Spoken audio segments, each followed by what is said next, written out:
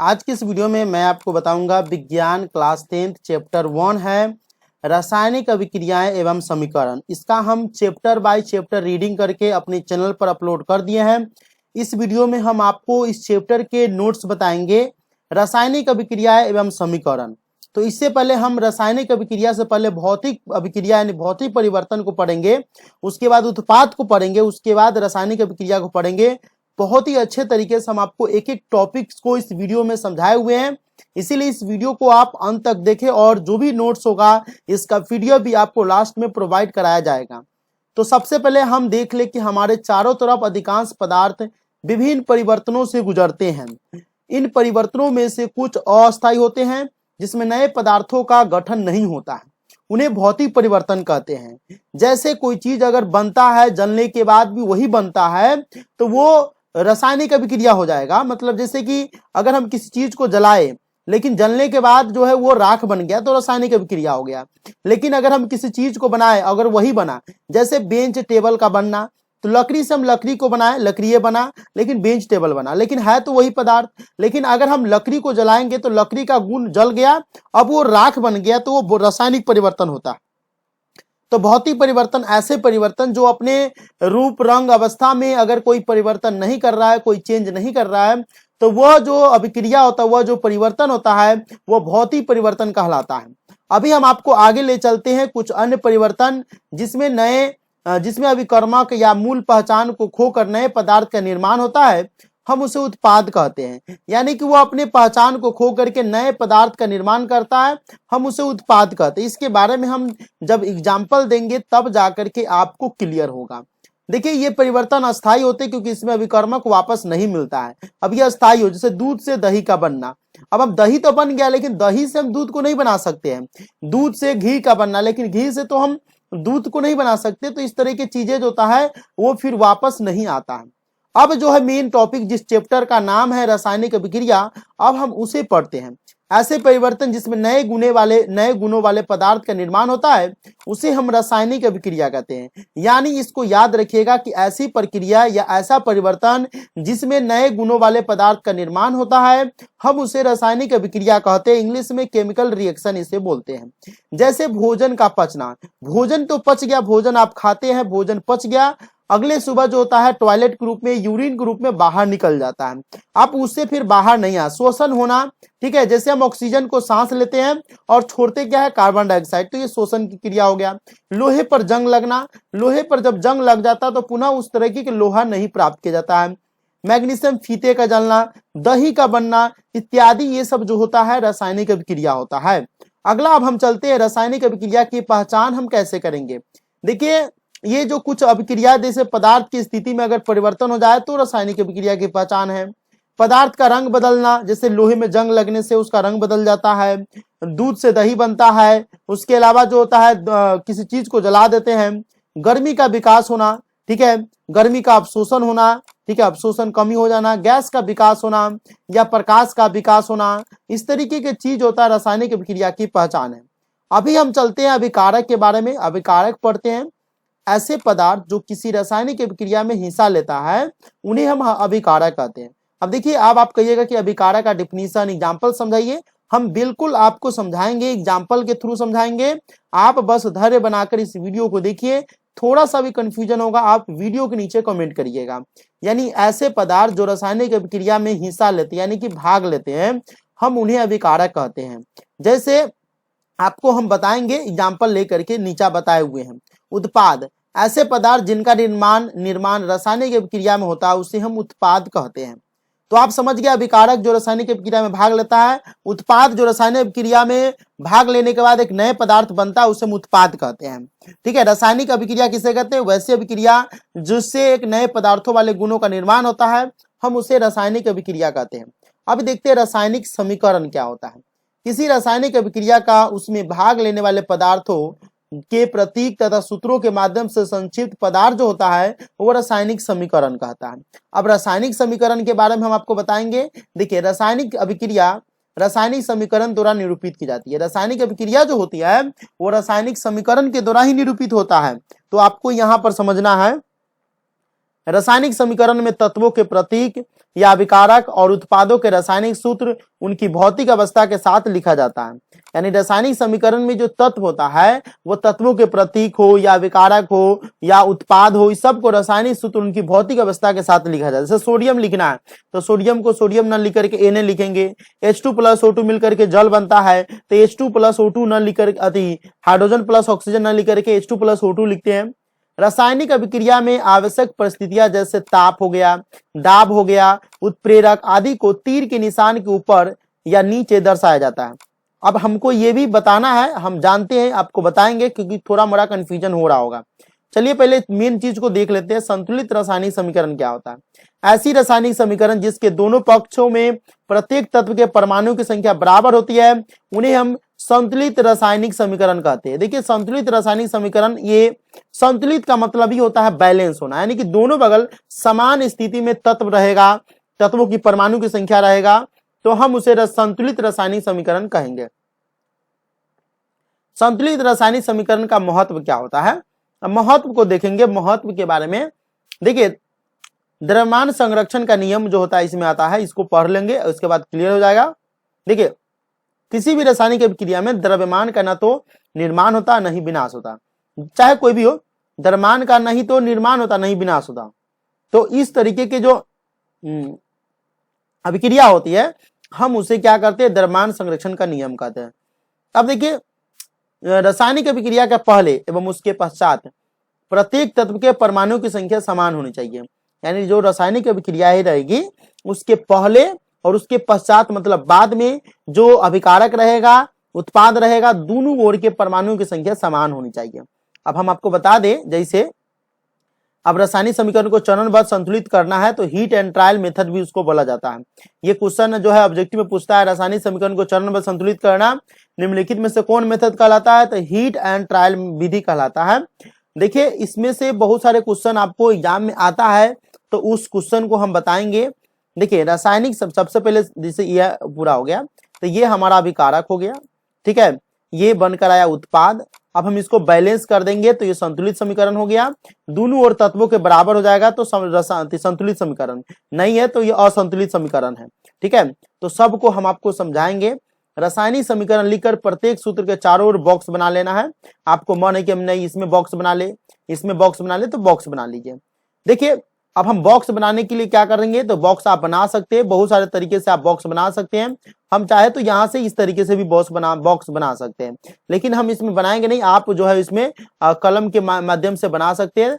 तो हम देखते हैं कि कलम जो है यहाँ पर मिलता है तो कलम के माध्यम से हम उसको बनाने की कोशिश करते हैं, ठीक है। थोड़ा सा हम डबल ले लेते हैं, डब्बा ले लिए। अब क्या करना, जैसे इस तरीके का है ना, इस तरीके का आप डब्बा इसमें बना सकते हैं, उसी तरीके से इसमें भी डब्बा आप बना सकते हैं। इस तरीके से ये डब्बा कौड़ा बनाने के लिए किताब में भी दिया हुआ है, तो देखिए थोड़ा सा आपको समझना होगा। इस तरीके से आप डब्बा बना सकते हैं, बनाने का मन है तब, नहीं तो आप छोड़ सकते हैं। संतुलित करते समय बॉक्स के अंदर कुछ भी परिवर्तन नहीं कीजिए, यानी इस बॉक्स के अंदर कुछ भी परिवर्तन नहीं करना है। चरण 2 में कह रहा है कि समीकरण में उपस्थित विभिन्न तत्वों के परमाणुओं की संख्या नोट कर लेना है। जितने भी परमाणु की संख्या रहेगा उसको नोट करना है। तो देखिए इसमें जो है Fe plus H2O plus Fe2O3 plus H2O में जो रासायनिक समीकरण उसको हम यहाँ पर नोट करेंगे। तो देखिए Fe में इधर Fe एक गो है तो यहाँ पर हम ए गो लिखे, ठीक है। अब उसके बाद जो है H क्या गो इधर, तो H जो है इसमें 2 गो है, देख रहे हैं, तो इधर हम 2 गो लिखेंगे। उसके बाद जो है O इसमें क्या गो है, तो इसमें O जो है ए गो है, तो O इसमें ए गो लिखेंगे, ठीक है। अब यहाँ तक क्लियर हो गया। अब इधर लिखेंगे Fe इधर क्या गो है, तो इधर Fe जो है 2 गो है, तो यहाँ पर हम यहाँ पर Fe की जगह सॉरी Fe2O3, तो यहाँ पर Fe जो जाएगा सॉरी यहाँ पर 2 होगा, ये उल्टा पुल्टी लिखा गया है लेकिन इसे यहाँ पर 2 होगा। और ये O कितना है, तो इसमें O देख लेंगे तो H जो है इसमें 2 गो हो जाएगा, 2 गो, और O इसमें कितना है, तो O इसमें हो जाएगा 3 गो, ठीक है। O एगो 3 गो यहाँ पर हुआ, तो यहाँ पर हमको लिखना है 3 गो, ठीक है। 3 गो लिख दिए। अब हमको बराबर करना है, तो इधर एगो इधर Fe एगो इधर 2 गो है, इधर 2 गो है तो 2 गो बराबर है एगो, इधर 3 गो। अब बराबर करेंगे तो सबसे अधिक परमाणु वाले तत्वों को अभिकारक या उत्पाद की साइड अनुचित गुणांक लगाकर संतुलित करना है। जैसे Fe प्लस H2O Fe3O4 ये आया, तो हम क्या करेंगे, इधर हमको बराबर करना है। इधर H जो है हमारा इधर जो था पहले से 2 गो था, इधर H पहले से भी 2 गो था, बराबर था, तो सबसे पहले हम ऑक्सीजन को बराबर करेंगे। Fe3O4 था, इसमें Fe3O4 है, O3 है और इसमें Fe3O4 है, यानी कि हमको O4 ही शायद था, ये यहाँ पर O3 ना करके Fe3O4 था, ये मिस्टेक से यहाँ पर ये समीकरण ही मिस्टेक लिखाया है, Fe3 और O4 था। तो चलिए हम इसको पहले बैक चल लेते हैं और इस तरीके से हम इसको वापस कर देते हैं। ठीक है, आप घबराइए नहीं, आप बस बने रहिए। ठीक है, आपको जो भी चीजें है सब बताया जाएगा, बशर्ते है कि थोड़ा सा इसमें समीकरण को लिखने में ये मिस्टेक कर दिया, हम उसको सही कर ले। यहाँ पर पहले Fe3O4 यहाँ सही है, Fe3 यहाँ पर भी होगा, यहाँ पर ये 2 लिख दिया 3 होगा और यहाँ पर O की जगह 3 की जगह 4 होगा, Fe3O4 होगा। हम इसको नीचा कर लेते हैं क्योंकि ये नीचा वाला में है, तो नीचा वाला में हम इसको जाने देते हैं। Fe3 और O4 को भी नीचा में कर देते हैं, तो ये इसे भी हम नीचा में कर दे रहे हैं। ठीक है, हो गया, अब बराबर है, ये सब सही लिखा हुआ था उसके अनुसार से।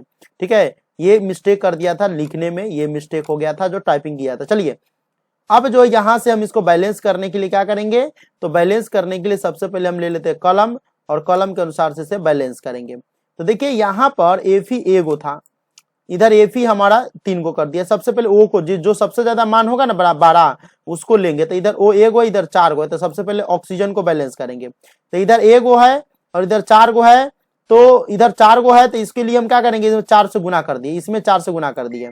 अब इधर 4 से गुना किए तो ये हाइड्रोजन जो हो गया 2 गो, और 2 गो 4 से गुना करेंगे तो 8 गो हो गया। तो हम क्या करेंगे, इधर 2 गो हाइड्रोजन था पहले से, इसमें हम 4 से गुना कर देंगे। ठीक है, तब देखिए 4 दूना 8 इधरो हाइड्रोजन हो गया, 4 दूना 8 इधरो हाइड्रोजन हो गया, 4 गो ऑक्सीजन इधरो हो गया, 4 गो ऑक्सीजन इधर हो गया। अब देखिए Fe इधर एगो है, इधर Fe 3 गो है, तो क्या करेंगे, इसमें 3 से गुना कर देंगे। तो अगला स्टेप में हम गुना किए हैं, तो यहाँ पर गुना कर दिया 3Fe प्लस H2O प्लस में Fe3O4 प्लस में 4H2O।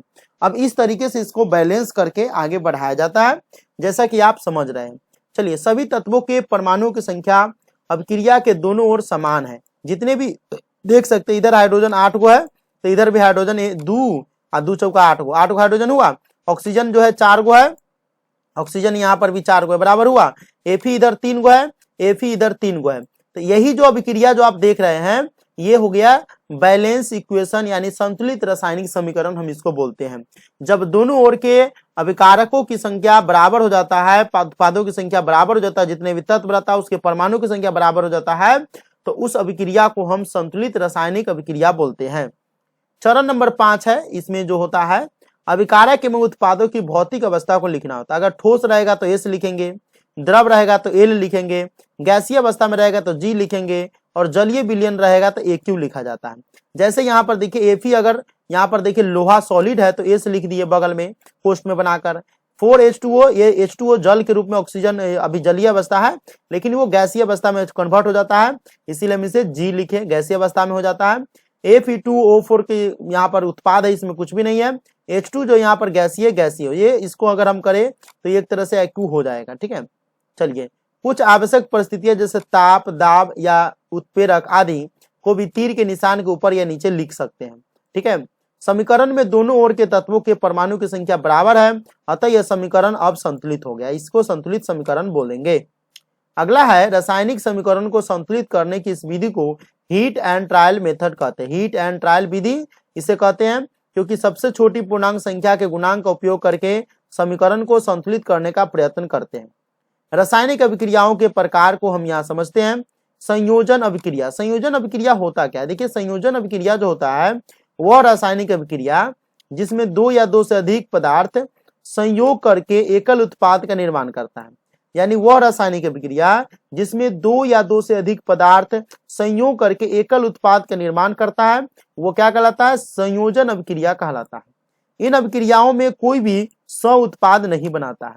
सह उत्पाद नहीं बनाता, अब आप समझिएगा नहीं। देखिए जैसे कोयले का दान है तो C प्लस O2 मिलकर CO2 बनाया, सह उत्पाद नहीं बनाया, ये दोनों के कॉम्बिनेशन से मिलकर के बनाया। तो जिसमें 2 या 2 से अधिक पदार्थ का निर्माण करके संयोग करके एकल उत्पाद का निर्माण करता है, तो C प्लस O2 देखिए C हो गया सॉलिड और O2 हो गया गैस, दोनों मिल करके CO2 बनाया, गैस ही बनाया। ठीक है, इस तरीके का अभिक्रिया जो होता है कोयले का दहन, ये संयोजन अभिक्रिया है। कई बार एग्जाम में पूछा है, बिहार बोर्ड ने या अलग अलग बोर्ड ने ये पूछा है कि कोयले का दहन कौन सी अभिक्रिया है, तो संयोजन अभिक्रिया है। जल का निर्माण कौन सी अभिक्रिया है, संयोजन अभिक्रिया है।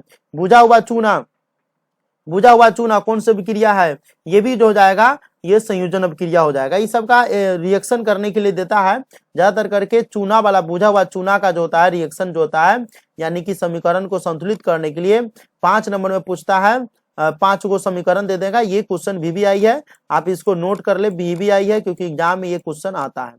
तो CaO प्लस में H2O, CaO सॉलिड रूप में, H2O यहाँ लिक्विड रूप में मिल करके गया, CaOH2 बनाया, ये एक्वेशन यानी जलीय विलयन के रूप में आ गया। इसे बुझा हुआ चूना का फॉर्मूला कहते हैं। बुझा हुआ चूना का फॉर्मूला क्या होता है, ये कई बार ऑब्जेक्टिव में पूछा, CaOH2 का कोष्ट में रहता है। चलिए अब हम आगे बढ़ते हैं। आगे के लिए हम चलते हैं ऊष्माक्षेपी रासायनिक अभिक्रिया। देखिए ऊष्माक्षेपी रासायनिक अभिक्रिया कहते किसे हैं, यानी जिन अभिक्रियाओं में उत्पाद के निर्माण के साथ साथ उष्मा का भी उत्सर्जन होता है, उष्मा का भी उत्सर्जन होती है, उसे हम ऊष्माक्षेपी रासायनिक अभिक्रिया कहते हैं। यानी जिन अभिक्रियाओं में उत्पाद के निर्माण के साथ साथ उष्मा का भी उत्सर्जन होता है, यानी उष्मा मतलब हीट निकलता है, उससे हम ऊष्माक्षेपी रासायनिक अभिक्रिया कहते हैं।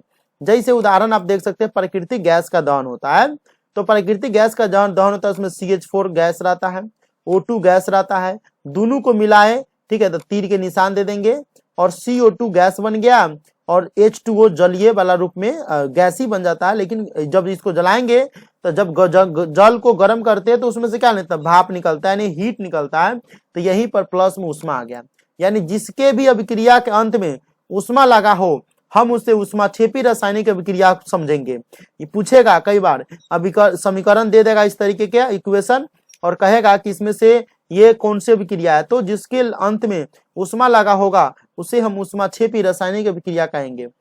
श्वसन एवं ऊष्माक्षेपी अभिक्रिया किसे कहते हैं, देखिए श्वसन या ऊष्माक्षेपी अभिक्रिया दोनों एक ही होता है। श्वसन एक ऊष्माक्षेपी अभिक्रिया होता है। देखिए श्वसन एक ऊष्माक्षेपी अभिक्रिया है, जैसे C6H12O6 ये जलीय विलयन हो गया, इसमें 6O2 गैस के रूप में डाल दिए, बैलेंस कर दिया हुआ है, पहले से बैलेंस किया हुआ है, तो रिएक्शन बन गया 6CO2 जलीय विलयन प्लस में H2O प्लस में उष्मा बन गया। अब इसको भी अगर हम गर्म करेंगे तो उष्मा निकलेगा, तो जिसके भी अंत में उष्मा रहेगा हम उसे ऊष्माक्षेपी अभिक्रिया। पूछेगा श्वसन कौन सी अभिक्रिया, कई बार एग्जाम में पूछा हुआ है, निम्नलिखित में श्वसन कौन सी अभिक्रिया, ऊष्माक्षेपी अभिक्रिया, वियोजन अभिक्रिया, बहुत सारा अभिक्रिया दे देगा, तो श्वसन एक ऊष्माक्षेपी अभिक्रिया है। अगला है वियोजन यानी अपघटन अभिक्रिया किसे कहते हैं। देखिए वियोजन या अपघटन अभिक्रिया है वह रासायनिक अभिक्रिया जिसमें एकल अभिकारक टूटकर दो या उससे अधिक उत्पाद बनता है, उसे हम वियोजन अभिक्रिया कहते हैं।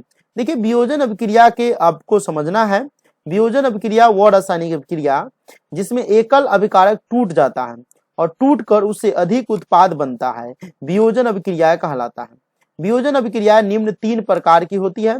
देखिए इसमें आता है उष्मीय वियोजन, वैद्युत वियोजन, प्रकाशीय वियोजन। देखिए उष्मीय वियोजन उष्मा द्वारा दिया गया वियोजन, किया गया वियोजन होता है, जो उष्मा के द्वारा किया गया वियोजन उष्मीय वियोजन। विद्युत के द्वारा प्रवाहित कर होने वाला वियोजन वैद्युत वियोजन यानी विद्युत वियोजन। पर देखिए सूर्य के प्रकाश की उपस्थिति में होने वाला वियोजन जो होता है वो प्रकाशीय वियोजन कहलाता है। तो देखिए वियोजन अभिक्रिया कितने प्रकार से होती है, 3 प्रकार से। उष्मीय वियोजन इसमें उष्मा द्वारा होता है, विद्युत वियोजन विद्युत द्वारा, प्रकाशीय वियोजन सूर्य के प्रकाश के द्वारा उत्पन्न वियोजन होता है। ये तीनों आप याद रखिएगा। उष्मा शोषीय अभिक्रिया क्या होती है, उष्मा शोषीय अभिक्रिया को आपको समझना है। जिन अभिक्रियाओं में अभिकारकों को तोड़ने के लिए उष्मा प्रकाश या विद्युत ऊर्जा की आवश्यकता होती है, उसे हम उष्मा शोषीय अभिक्रिया कहते हैं। उष्मा क्षेपी नहीं, उष्मा शोषीय अभिक्रिया है। तो इसमें क्या होता है कि प्रकाश या उष्मा प्रकाश या विद्युत ऊर्जा की आवश्यकता होती है, उसे तोड़ने के लिए हम उसे उष्मा शोषीय अभिक्रिया कहते हैं। ठीक है, चलिए अब है विस्थापन अभिक्रिया। विस्थापन अभिक्रिया को हम समझेंगे। इन अभिक्रियाओं में अधिक क्रियाशील तत्व कम क्रियाशील तत्व को उसके यौगिक से विस्थापित कर देता है।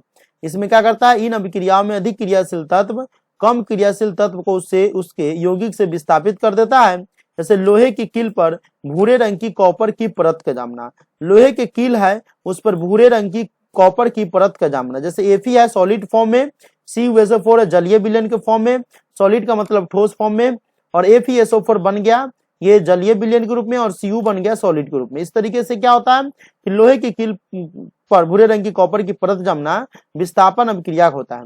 यानी इन अभिक्रिया में अधिक क्रियाशील तत्व जो होता है कम क्रियाशील तत्व को उसके यौगिक से विस्थापित कर देता है। इसमें अगर आप देखें तो कॉपर को क्या किया है, देखिए अधिक क्रियाशील तत्व कम क्रियाशील तत्व को उसके यौगिक से विस्थापित करता है। Cu को जो है इसमें से हटा दिया है और Cu को देख रहे एक अलग कर दिया है और Fe को SO4 के साथ कॉम्बिनेशन कर दिया है। तो इस तरीके का विकर्ण जब Cu को रहेगा, Cu जुड़ा रहेगा, बाहर कर देगा उसको, तो इस अभिक्रिया को विस्थापन अभिक्रिया कहा जाता है। लोहे के कील पर भूरे रंग की कॉपर की परत जम गई है, CuSO4 के नीले विलयन का रंग हरा FeSO4 के निर्माण के कारण हो गया है। ठीक है, अब Zn प्लस CuSO4 रिएक्शन करेगा तो Zn प्लस में आएगा SO4 और Cu को बाहर कर दिया। आप देख सकते हैं इस तरह की अभिक्रिया विस्थापन अभिक्रिया रहेगा, यानी जिसके अंत में Cu लगा रहेगा उसे हम विस्थापन अभिक्रिया के नाम से जानेंगे। अगला है जिंक जो होता है वो कॉपर से अधिक अभिक्रियाशील अधिक क्रियाशील तत्व होता है।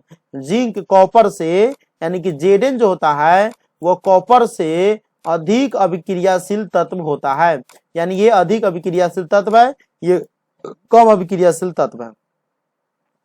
द्विविस्थापन अभिक्रिया, इस अभिक्रिया में उत्पादों का निर्माण दो यौगिकों के बीच आयनों के आदान प्रदान से होता है। यानी इस अभिक्रिया में उत्पादक का जो निर्माण होता है वो दो यौगिकों के बीच आयनों के आदान प्रदान से होता है। जैसे Na2SO2 ये जलीय विलयन, सोडियम सल्फेट इसका नाम है, यहाँ पर दिया हुआ है। BaCl2 ये भी जलीय विलयन है, इसको बेरियम क्लोराइड के नाम से कहा जाता है। उसके बाद है रिएक्शन किया, BaSO4 बना और NaCl2 बना। अब देखिए हम इसको लिख करके आपको बताते हैं, क्योंकि आप लिखेंगे तो आप समझ जाएंगे। देखिए Na2SO2 है प्लस में BA ठीक है Cl2, ठीक है, दोनों को लिख करके रिएक्शन किया तो बना का थी BA, ठीक है, BaSO4 बना, प्लस में क्या बनेगा, प्लस में बनेगा, ठीक है, Na, ठीक है, NaCl। अब इसको क्या करेगा, रिएक्शन करके यहाँ पर 2 डाल दिया है तो पूरा बराबर हो गया। अब इसी को हम Na2SO4 को बोलेंगे सोडियम सल्फेट, BaCl2 को बोलेंगे बेरियम क्लोराइड, इसको BaSO4 को बोलेंगे बेरियम सल्फेट और NaCl को बोलेंगे सोडियम क्लोराइड। रिएक्शन किया तो बेरियम सल्फेट जो होता है BaSO4 के सफेद अविलय अपक्षेपण का निर्माण होता है, इसीलिए इस अभिक्रिया को अपक्षेपण अभिक्रिया भी कहते हैं।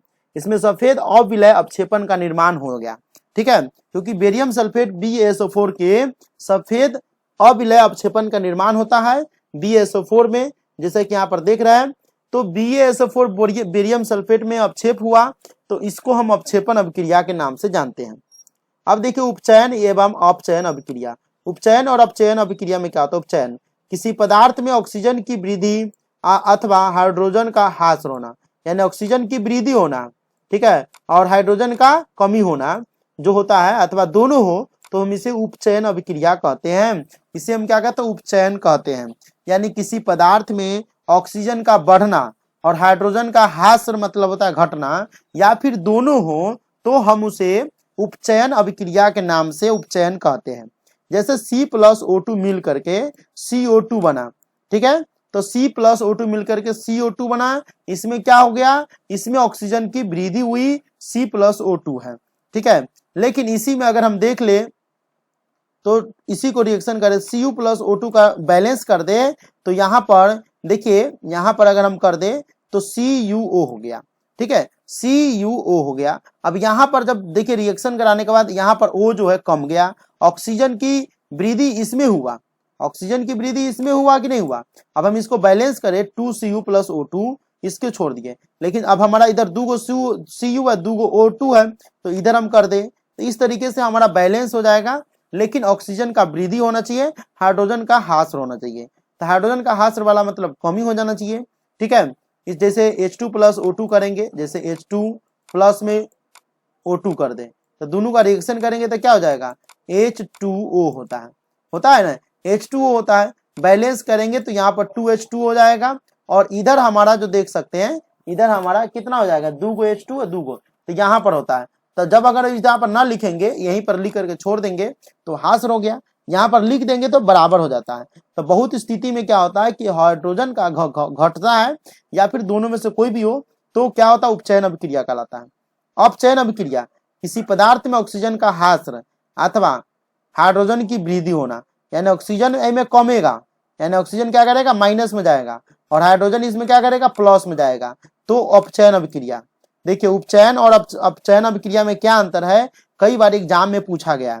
तो देखिए उपचयन और अपचयन, तो उपचयन में क्या होगा, ऑक्सीजन बढ़ेगा और हाइड्रोजन घटेगा, ठीक है उपचयन में। अपचयन में क्या होगा, ऑक्सीजन घटेगा, हाइड्रोजन बढ़ेगा, यानी उल्टा होता है, तो इसे हम अपचयन अभिक्रिया कहते हैं। याद रखिएगा, उपचयन में मतलब ऊपर जाएगा, यानी ऑक्सीजन ऊपर जाएगा। देखिए याद रखिएगा, कथी कह रहा है, उपचयन अभिक्रिया, तो उपचयन में मतलब ऊपर, तो इसमें ऑक्सीजन बढ़ेगा और हाइड्रोजन घटेगा। और अपचयन में मतलब नीचे जाना, तो ऑक्सीजन घटेगा हाइड्रोजन बढ़ेगा, तो अपचयन अभिक्रिया याद हो जाएगा। तो वैसे अभिक्रिया जिसमें ऑक्सीजन की वृद्धि हो और हाइड्रोजन का ह्रास हो तो हम उसे क्या करेंगे, उपचयन अभिक्रिया। वैसी अभिक्रिया जिसमें ऑक्सीजन का ह्रास हो यानी कि घटाव हो और हाइड्रोजन की बढ़ाव हो तो हम उसे अपचयन अभिक्रिया कहते हैं। रेडॉक्स अभिक्रिया किससे कहते हैं, जिस अभिक्रिया में उपचयन होना चाहिए, तो यहाँ पर दो को हो गया, उपचयन तथा अपचयन दोनों ही हो रहा हो तो हम उसे रेडॉक्स अभिक्रिया कहते हैं। रेडॉक्स अभिक्रिया में क्या होता है, यानी रेडॉक्स अभिक्रिया जो है ये दोनों के बाप है, उपचयन अभिक्रिया के और अपचयन अभिक्रिया के, ये मान लीजिए बाप है, इसका दो बेटा है। एक वो है उपचयन अभिक्रिया जिसमें ऑक्सीजन बढ़ता है और हाइड्रोजन घटता है, एक वो है अपचयन अभिक्रिया जिसमें ऑक्सीजन घटता है हाइड्रोजन बढ़ता है। जब दोनों अभिक्रिया होगा तो रेडॉक्स अभिक्रिया कहलाता है। रेडॉक्स अभिक्रिया के बारे में कई बार एग्जाम में क्वेश्चन आया हुआ है, आप इसको ध्यान से पढ़िएगा। दैनिक जीवन में उपचयन अभिक्रिया का प्रभाव क्या क्या होता है उसको हमको पढ़ना है। संक्षारण, जब कोई धातु ऑक्सीजन, आर्द्रता, अम्ल आदि के संपर्क में आता है जिससे धातु की ऊपरी परत कमजोर संक्षारित हो जाता है तो हम इन्हें संक्षारण कहते हैं। यानी जब कोई धातु ऑक्सीजन यानी आर्द्रता, अम्ल आदि के संपर्क में आता है जिससे धातु की ऊपरी परत कमजोर संक्षारित हो जाती है, इससे संक्षारण कहते हैं। उदाहरण, लोहे की वस्तु पर जंग लगना, यह संक्षारण होता है। चांदी के ऊपर काली परत और तांबे के ऊपर हरी परत चढ़ना संक्षारण के उदाहरण है। जैसे बहुत सारे बच्चे जो होता है वो चांदी के हनुमान जी, दुर्गा जी पहनते होइएगा, तो उस पर क्या होगा, धीरे धीरे चांदी पहले शुरू में उजला रहता है, धीरे धीरे क्या होता है, उस पर काला परत चढ़ जाता है। तो बहुत आदमी क्या करता है, ब्रश ले लेता है और ब्रश से क्या करता है, उसको थोड़ा सा शैम्पू वगैरह या सरफ ले लेता है, उसको रगड़ के छुड़ाता है, फिर उजला हो जाता है। तो ये जो होता है संक्षारण अभिक्रिया के कारण होता है। संक्षारण से बचाव के उपाय, यशद लेपन करिए, यानी उस पर कोई कलर वगैरह यशद लेपन करिए, विद्युत लेपन कर सकते हैं, ठीक है, पेंट करके संक्षारण से धातुओं को बचाया जा सकता है। अब यशद लेपन क्या होता है, गांव सब में देखिएगा कि बहुत आदमी जब मरता है तो उसमें दान पुण्य होता है, दान पुण्य में बर्तनवा सब क्या होता है, धैल धैल पुराना हो जाता है। वही जब आप सोनार के पास बेचने जाते हैं तो क्या करता है, मशीन धैले रहता है, मशीन से उसको फिर चमका देता है और वही बर्तन फिर आपको दूसरे आदमी को बेच देता है, फिर पंडित जी लेकर के फिर ओकरा पास चल जाता है। इस तरीके के होता रहता है, नया पुरान होता रहता है, ठीक है। तो ये क्या होगा, संक्षारण हो गया। इसे बचने के लिए आप कर सकते हैं यशद लेपन, विद्युत लेपन, पेंट करके संक्षारण से धातु को बचा सकता है। तो गांव में बहुत आदमी टीन के कोठी खरीदता है, उसको पेंट कर देता है, ठीक है, बहुत आदमी ऐसा करता है। अब है विकृत गंधिता। विकृत गंधिता को आप समझिए, वसा युक्त और तैलीय खाद्य सामग्री वायु के संपर्क में आने पर उपचयित हो जाता है। उपचयित मतलब ऑक्सीजन की वृद्धि और हाइड्रोजन का माइनस, ठीक है, जिससे उनके स्वाद और गंध में परिवर्तन हो जाता है, इसे विकृत गंधिता कहते हैं। विकृत गंधिता क्या होता है, बासायुक्त और तैलीय खाद्य सामग्री वायु के संपर्क में आने पर, जब वो वायु के संपर्क में आता है तो उपचयित हो जाता है। यानी वासायुक्त और तैलीय, वासायुक्त यानी फैट वाला जो वस्तु हो गया और तैलीय जो तेल वाला जो वस्तु हो गया खाद्य सामग्री खाने का, वो वायु के संपर्क में आने पर उपचयित हो जाता है, यानी ऑक्सीजन बढ़ने लगता है और हाइड्रोजन घटने लगता है, जिससे उनके स्वाद और गंध में परिवर्तन हो जाता है। जैसे सवेरे का रोटी रखे हुए हैं, गर्मी का मौसम है, शाम के समय वो खटापन हो जाता है, सब्जी खटापन हो जाता है, दाल खटापन हो जाता है, ये विकृत गंधिता का एग्जाम्पल होता है, इसे विकृत गंधिता कहते हैं। विकृत गंधिता को रोकने के उपाय क्या क्या है, प्रति ऑक्सीकारक का उपयोग करके, प्रति ऑक्सीकारक करिए, ऑक्सीजन उसको दीजिए, ठीक है, हाइड्रोजन से बचा के रखिए, उसको जितना हो सके ठंडा करके रखिए, ठीक है। वायुरोधी बर्तन में खाद्य सामग्री रखकर, वायुरोधी बर्तन में जैसे कि उसमें ज्यादातर ऑक्सीजन न जाए। अब देखिएगा कि जैसे कि आप अपने रूम में पंखा चलाते हुएगा, रोटी को बिना तोपे या बिना झांपे उसको रख दीजिए, रोटियाबा टेटा जाता है, ठीक है। तो उसको बचा करके रखना, ऑक्सीजन को न बढ़ने देना है न हाइड्रोजन को घटने देना है, यानी बैलेंस करके रखिएगा, तब जाकर के वो बचेगा। जैसे किसी चीज को आप फ्रीज में रख देते हैं, तो फ्रीज में रखने के बाद क्या होता है, न वो घटता न सड़ता है और न वो खराब मतलब अच्छा खराब रहता है, जो मतलब जो उसका स्थिति रहता है शुरू में वही स्थिति में वो रह जाता है। तो वहां पर क्या होता है, वहां पर रेडॉक्स अभिक्रिया होता है, रेडॉक्स अभिक्रिया होता है, जिसके कारण उपचयन और अपचयन दोनों होता है। और जब दोनों होगा तब बैलेंस हो जाएगा, ऑक्सीजन बढ़बो करता है घटबो करता है, तो बराबर हो गया। वायु के स्थान पर क्या करेगा, यहाँ पर नाइट्रोजन गैस द्वारा शीतलन, वायु के स्थान पर नाइट्रोजन गैस द्वारा शीतलन द्वारा, तो वायु के स्थान पर नाइट्रोजन गैस छोड़ता है, फ्रीज वगैरह जो होता है अलग प्रकार के गैस होता है, तो नाइट्रोजन गैस छोड़ता है, जिसके द्वारा क्या होता है, वो ठंडा रहता है, खराब नहीं होता है। शीतलन द्वारा मतलब उसको ठंडा करके आप जितना हो सके रखें। सब्जी है उसको टिफिन क्लियर में बंद कर दीजिए और नीचा जो है छिपा उपाय थाली उली में पानी रख करके उसमें रख दीजिए, तो ज्यादातर केस में वो ठंडा रहता है। अब ये यहाँ तक हम आपको पूरा बता दिए हैं। इस चैप्टर के क्वेश्चन आंसर हम आपको अगले वीडियो में बताएंगे। अगर आप लोग इंटरेस्टेड है उसमें रुचि रखते हैं कि हाँ आपको क्वेश्चन आंसर चाहिए, तो आप इस चैनल को सब्सक्राइब कर ले, बेल नोटिफिकेशन को ऑन कर दें और अगला वीडियो आपको जल्द ही मिल जाएगा। जैसे ही हम डालेंगे सब्सक्राइब किए रहिएगा तो नोटिफिकेशन आपको पहुंच जाएगा।